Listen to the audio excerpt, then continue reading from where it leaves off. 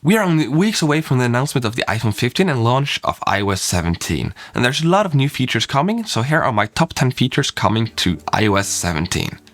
Alright, so ever since iOS 14 when we got widgets, we have always wanted and asked for interactive widgets, and we finally got it. Examples could be checking off reminders, play, pause, skip, or fast forward podcasts and music. This just makes sense, and why this took Apple this long, I don't know, but at least we finally got it in the end.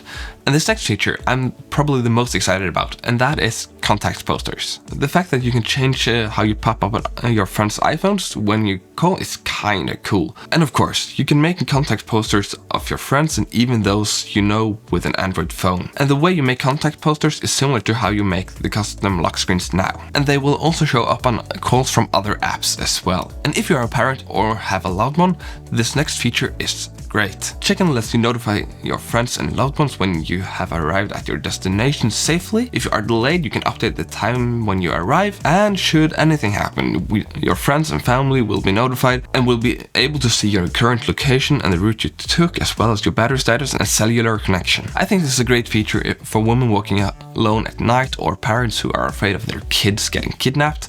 If they don't arrive on time at home or a destination, you can give them a call and check if everything is okay. Other than check-in, the Messages app also have gotten some updates, like improved search with search filters to easier find what you are looking for. If you are in a group chat, there will pop up a catch-up arrow that scrolls you to the first message you haven't seen, and now you can swipe to reply. And I have lost count of how many times I've tried to do that, so this is definitely a welcome feature. And voice messages are transcribed too, so you can read them instead of listening to them. That's nice if you can't listen to the message then, and location sharing is also directly in the conversations. You've probably been called up by an unknown number before, right? But with live voicemail, you can now send them directly to voicemail and get a transcription of what the caller says. The best part is that you can pick up the phone if you see that this is someone you want to or need to talk to. Finally, the day of taking unwanted calls are soon to be in our past.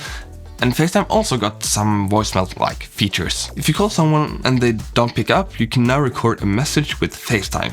This is great if you want to show something that happens there and then, or just want to say hi. So the recipient won't miss out on what you wanted to show them, or just to let them know that you wanted to say hi. So the next feature lets you share the contact information with other iPhone users by holding your iPhones close to each other, and you can choose what information you want to share. So let's say you want to share your business number instead of your personal number, or just an email, or whatever. That's something you choose. And this is also based on your contact poster, so whatever changes you do there will also be reflected on the ones you have shared with. The cool part is that you also can do this with an Apple Watch as well. The funny part here is what Craig said on the stage at Dub 10 years ago. And you know, if you want to share with multiple people, you just tap, tap, tap.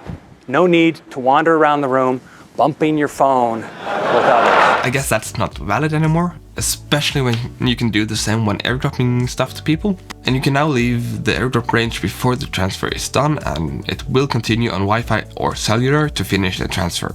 The keyboard now uses AI to have better autocorrect and prediction when you type. There is a sentence level autocorrect that corrects sentences as a whole and not just word by word, which it also still does. You can of course revert back by tapping on the word that got corrected. Typing prediction also gives you suggestions on words and sentences, and you can just fill them out by tapping the spacebar. Standby is a feature that lets you get glanceable information when you are charging your phone on its side. You can get the time, calendar, photos, and widgets. There's also support for live activities. Siri is available, and at night it turns red to not distract you during the night. And the best part is when you use a MagSafe charger, you will be able to have different layouts on different chargers, and it will remember that, so that's pretty cool. And last but not least, some honorable mentions. You can now drop Hey before Siri and use back-to-back commands. This means that you don't need to use the word Siri before using her again in the same conversation.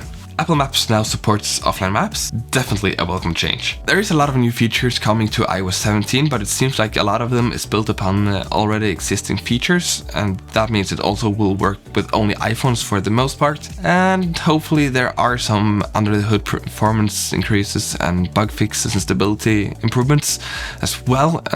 So what are you most excited for in iOS 17? Let me know down in the comments, and if you enjoyed this video, please hit the like button and subscribe for more content.